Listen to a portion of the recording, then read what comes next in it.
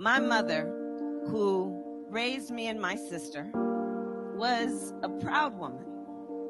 She was a brown woman. She was a woman with a heavy accent. And her mother, Shamla Gopalan, was also the biggest influence in Kamala Harris's life.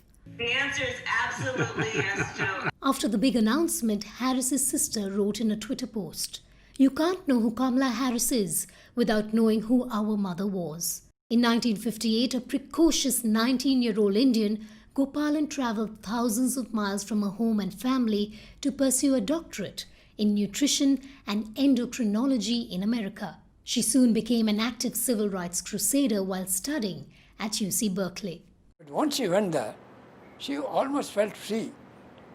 And she took part in politics. She used to bring whole series of literature, leftist literature from Karl Popper's, he was a great philosopher. In her book, Harris says, "There is no title or honor on earth I'll treasure more than to say I am Shamla Gopalan Harris's daughter." Harris's visits to India with her mother kept her connected to her roots. Her grandfather, who had strong views on humanitarian issues, worked closely with officials to reallocate refugees. Their conversations had a strong influence on her. Those walks along the beach in India really planted something in my mind and created a commitment in me before I even realized it.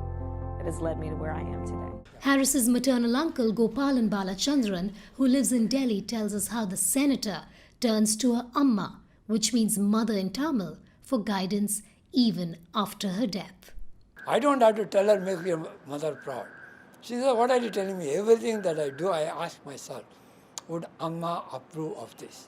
Kamala in Hindi means lotus flower and is an important symbol in Indian culture, rooted deep in the bottom of the river, very similar to Harris's Indian identity, which she wears on her sleeve.